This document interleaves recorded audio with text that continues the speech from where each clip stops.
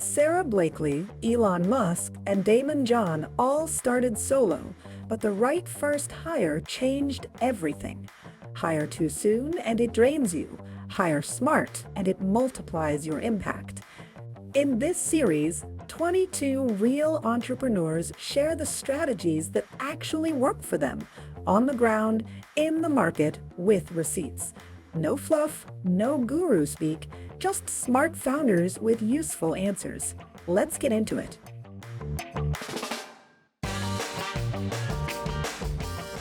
Hiring is one of the biggest leaps for entrepreneurs because it changes everything: time, trust, and cash flow. So, how do you know when it's time to bring someone on board? We ask the experts. One. Yeah, I think that goes back into the interview process and hiring the right people.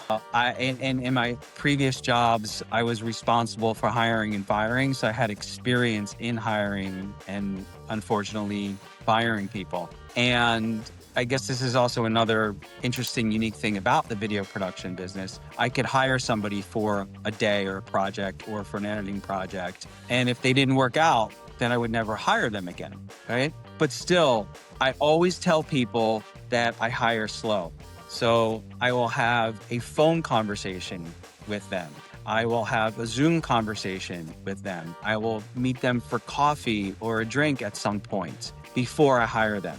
And I'm always hiring for, I'm interviewing people before I need them. So I'm not stuck with needing somebody that might not fit. I've already interviewed 2 or 3 or 4 other, 4 people, and then I know which one is going to fit. And also their follow-up to me. Are they keeping in touch with me? How are they writing? How are they interacting with me? Tells me a lot about how they're going to be in front of a client. So that has served me, I say that, but those things have served me well over the years. And I have a really good team of people who work for me. I have 5 people, not 15. I've been in business for 15 years. That's probably where you got that number from. But I have 5 people that work for me. And then I have an outer layer of people that have been working with me for 12 years, for 10 years, for 8 years, for 4 years. So I have that kind of outer layer of people that I know if I have like 2 jobs in one day, or it's a really, really big job, I can snap a finger and I know them. They trust me. I trust them. They know how I function. They know the other people on my team. That being said, I'm always dipping in to add people to the mix for that next day. 2. That is something I definitely got wrong personally, because that first hire shouldn't just be someone that you hire because you think, hey, this is a great person. It needs to be someone that has clear expectations and understands where in the process they fit in. And the biggest lesson for me is to not hire the person, but hire for the role. So figuring out what you want that person to do, and then hiring that right person for that seat has been a big game changer for me, not just hiring people because I think they're going to be fun to work with. 3. But you need to hire proactively. For me, and for so many people, I looked at it, and so many others do, as this is how much it's going to cost me. And you start subtracting that from your income. You make X, you're going to have to pay them Y, and you start thinking about. Instead, I think you have to look at it the opposite way, which is what value are they going to bring? Are they going to give you time back? Are they going to allow you to make more sales? Are they going to make your business be true? And it almost becomes an equation where you can't afford not to. And so, my view is that you start to hire people when they start being additive, supplemental, when they make the business work better. They make your life better, they make the business work better, they make the customer experience better. And that becomes more scalable, and then you can add more customers, more salespeople, or whatever it may be, and around we go. And it becomes this kind of circular equation where you bring more people on, you extend the capacity of the business further. But in a lot of cases, if you have the revenue to support it and you're asking that question, it's probably an indicator that it may be time to hire someone. 4. I'm looking back now when you asked the question of did we get the first hire right? I would say yes. It was someone to take off admin work. So it was really something to take off our plate. And it was my co-founder and I, and it was things that we just didn't have time to do. So administrative follow-ups, things that could take time off our plate. So I think if there's any advice in the first hire, it's not to replicate what you do, it's to take something off to free your time. And then when I think about the next hire, it was always that. But why? I think looking at your business, it's not only freeing up your time so you can focus, it's also in a service-based business like we are, you have to make sure you're delivering consistency and quality to your clients. So a lot of those first hires were ability to take on that work for the client as well, so that we could continually deliver. Because if you're not delivering for your clients won't come back. so when you hit that tipping point of you're doing too much, I think you have to say, wait, I need a hire, and that hire has to come in to take this work and be able to run with it. And I know that entrepreneurial mindset is always like, oh, how do you find that? I think it's more about hiring a team member or hiring someone that is able to jump in, and it might not be always on their job description, especially when you're in a startup. 5, People ask me all the time, what's the most challenging part of owning a business? And I would say the team aspect. I am one human being, and I started this business as a little 20-something freelancer that eventually got so busy I had to start hiring people. And it's been the most challenging aspect of the business, but it's also been one of the most rewarding aspects. And I've learned a lot along the way.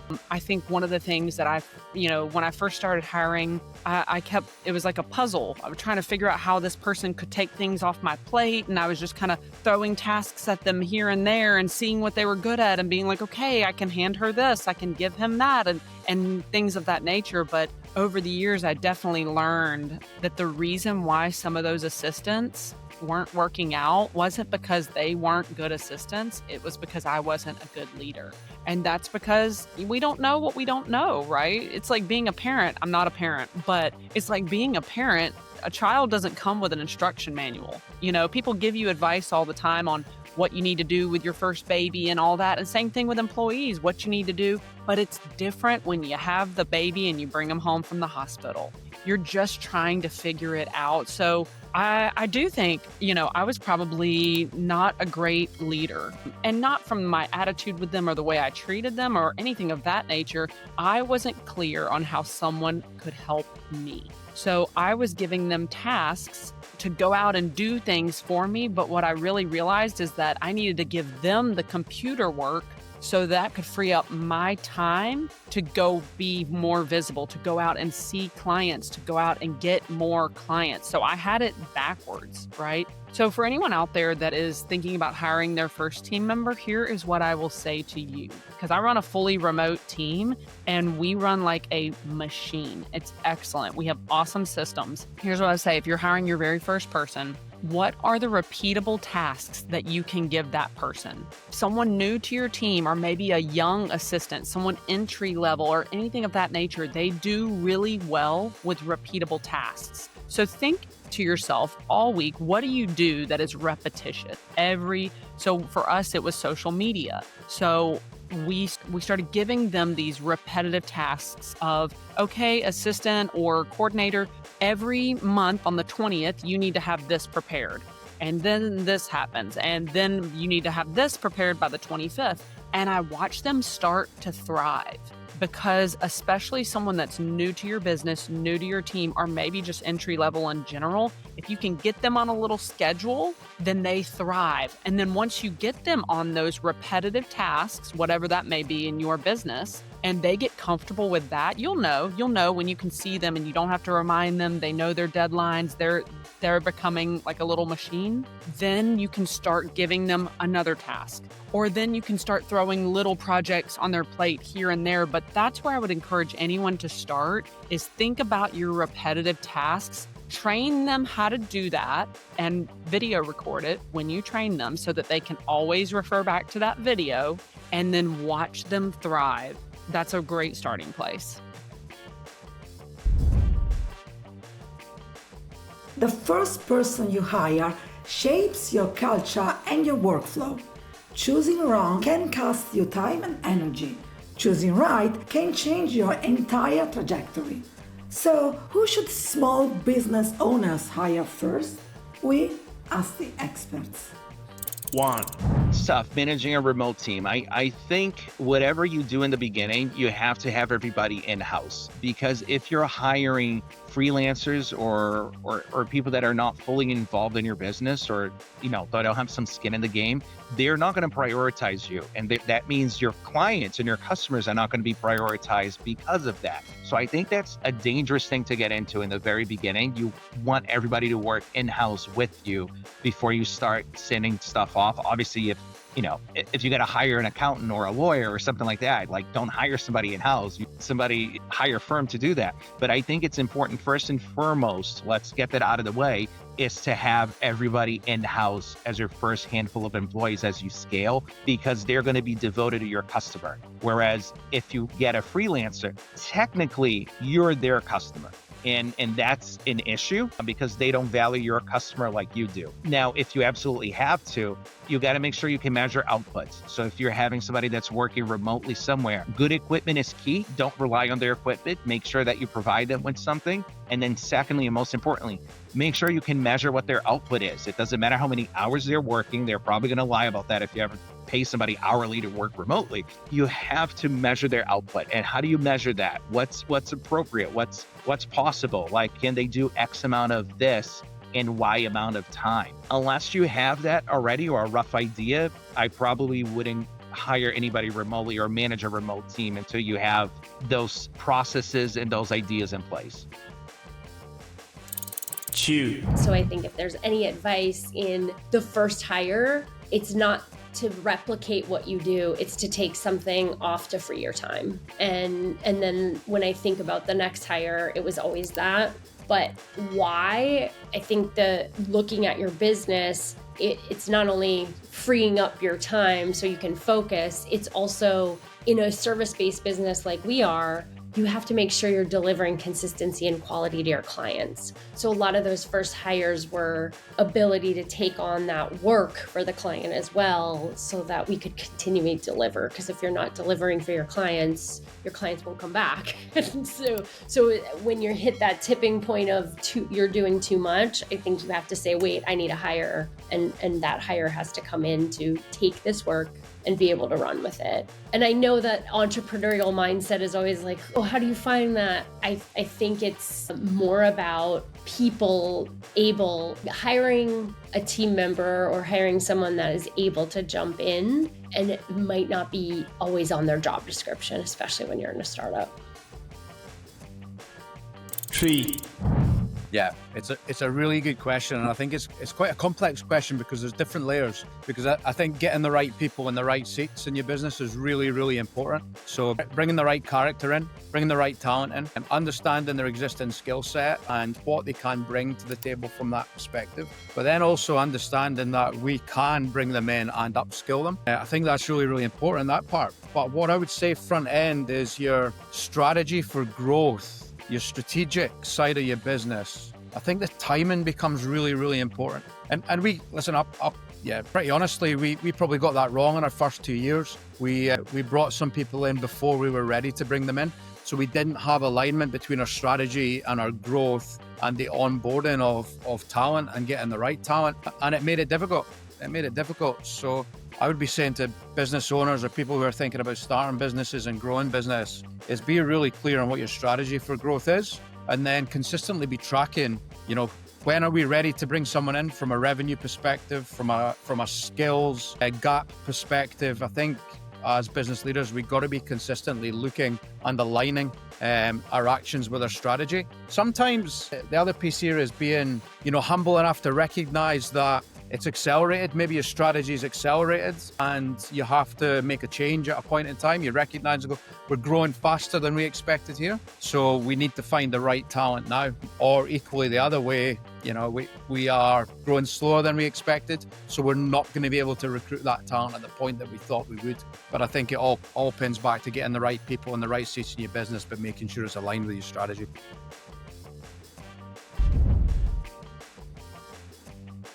Managing remote teams requires communication, trust, and clear accountability. Without structure, culture can disappear fast. So, how can leaders build strong, productive teams across time zones? We ask the experts. 1. Yeah, so for us at Digital Neighbor, culture is very important.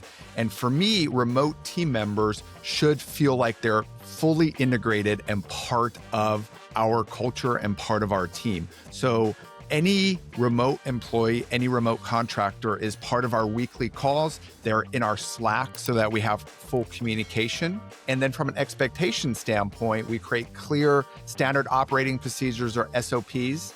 And so that way we create trust that there's expectations and there's clear paths and open communication so that they feel like they're part of the overall culture here at Digital Neighbor. When we talked about my journey, when I first started in the industry, I worked in creative agencies. So I personally was very close to creatives and understand kind of the delicate hand needed when giving feedback. Over the years, I've learned in order to address those kind of issues is being fast with it, not waiting, being direct, but also delivering in a kind fashion in order to make people feel like we're on the same team. I'm on your side in this issue. Sometimes, I probably shouldn't say this, but just, one of the secrets is saying, hey, the client is really the bad guy here, and the client is the one asking for all these changes. So that way you're building trust, and the creative, the designer is wanting to make the change to help you out,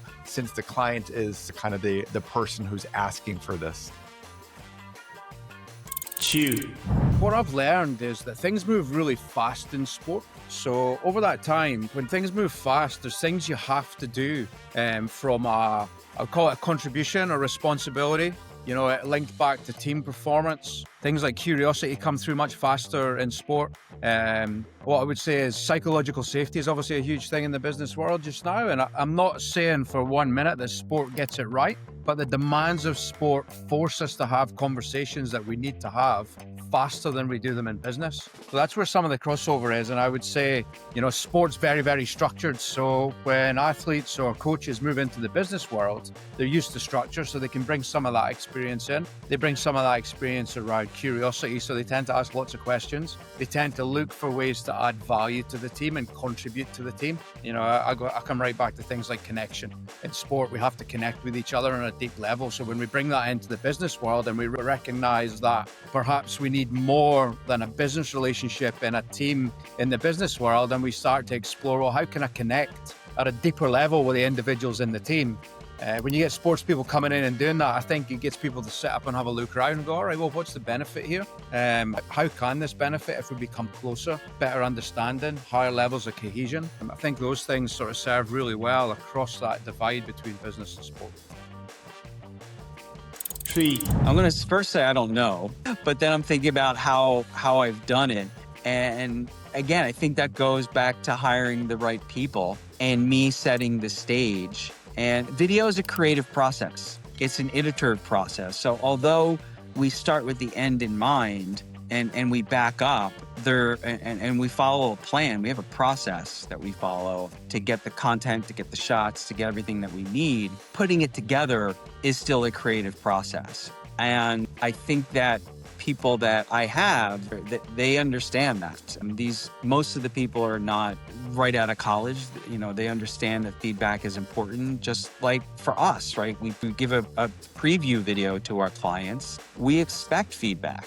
We expect them to tell us what they like and what they don't like from that. Now, that being said, typically that first preview is 70 to 80% of where we want it to be because we've done all the legwork up front. But that's part of the culture. And I guess I'm thinking about other businesses that might be listening to this. This is very different than a video production company because you don't have that, creativity. There are certainly businesses that do, but others don't. I guess I'm lucky in that respect where the people that I do hire are creative and they want that feedback.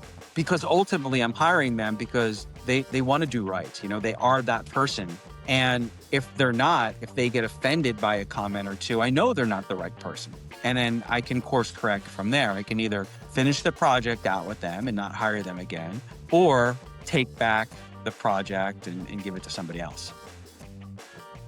Fool.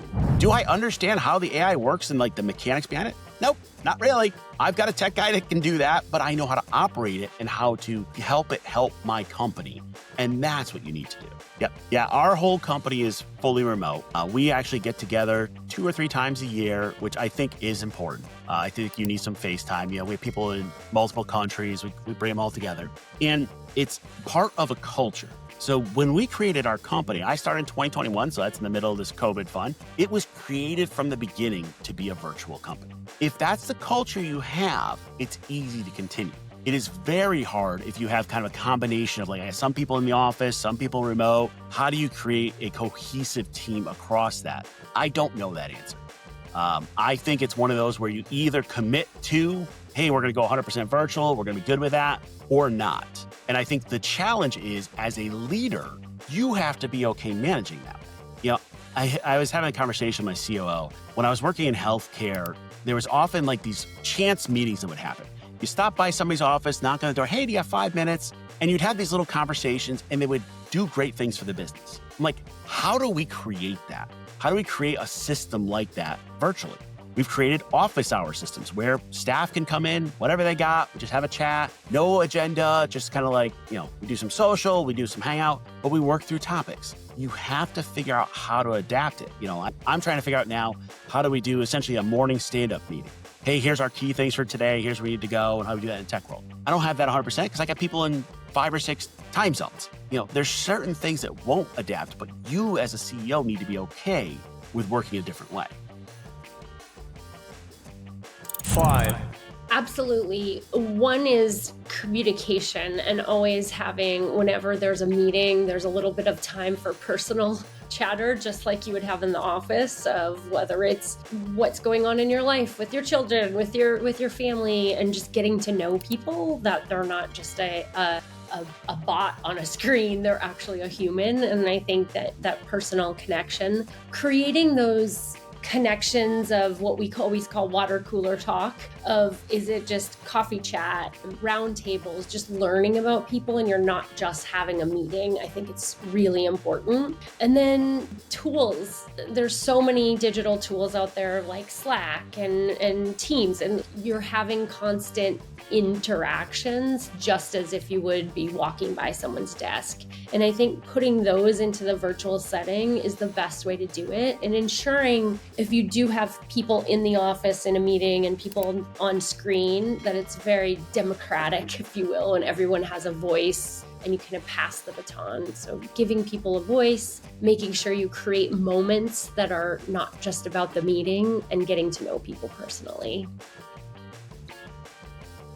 6. You know, honestly, for me, the rule of thumb is answer your phone. That's the most important principle. There's a lot more to it. But when you're dealing with, you know, what we would call agents and ISOs, we have to stay engaged, right?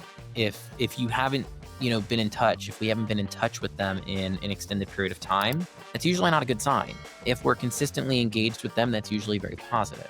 So, you know, pick up your phone is critical. That's, you know, item number 1. But from there, it's pick up the phone and make an outbound call as well, right? So we have to stay in touch with our agents, with our ISOs, with our sales team. And because they are remote, it's not like we see them around the office. It's not like, you know, we just grab coffee or grab a drink or lunch together. So we do need to go out of our way to have these one-on-one discussions, right? Set goals, talk about life, understand, you know, what they're shooting for, help them adjust that.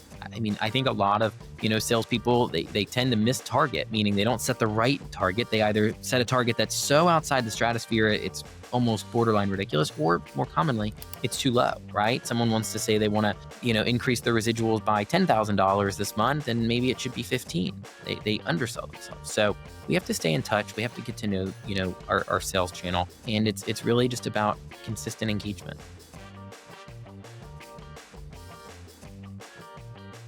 Tough conversations are part of leadership. Addressing issues early saves both people and projects from long-term damage.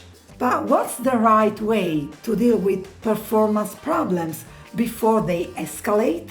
We ask the experts. 1. As you would in a personal connection, or if you're in an office environment together, I think the best part of the immediacy of the feedback and being direct. If there was a time issue, you talk about it, of like what held you back, but have that in a private meeting, obviously not publicly, but direct and timely, I think is just like anybody that you're working with in a relationship and in any part of your life. If something goes wrong, it's always best to hit it head on directly, immediately, and talk about it, versus if you wait and hope it figures itself out, it won't. I can guarantee you that. 2. It's a great question. We're currently in a state with our business where we have a blend of people in the business, but also a really tight group of collaborative partners, and I would call them experts. Look, the whole thing for me comes back to being underpinned by connection and trust. So we work really, really hard on that trust component, but then the alignment part. And the rugby coach in me, when we onboard someone, my first question to them is, how do you want to be coached? How do you want to be led? So that opens the conversation to, well, I want honesty. I want you to be really direct, or the opposite of that can be, listen, I'd like you to be showing deep levels of care when we're having difficult conversations, or I want you to go right at the heart of things. So we've got all these different, relationships in our team. So I think it's, how do you meet the person where they are? How do you meet the person where they are? So I had this conversation yesterday with a business in Adelaide. There's a team of 10. So in a team of 10 people, you've got 100 different relationships. People want things in different ways. They respond in different ways.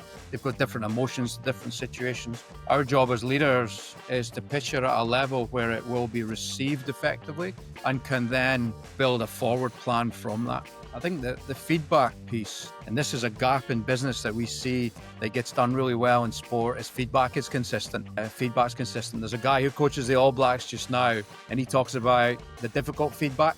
And he talks about, if you're not giving me that difficult feedback when it needs to be given, you don't care about me.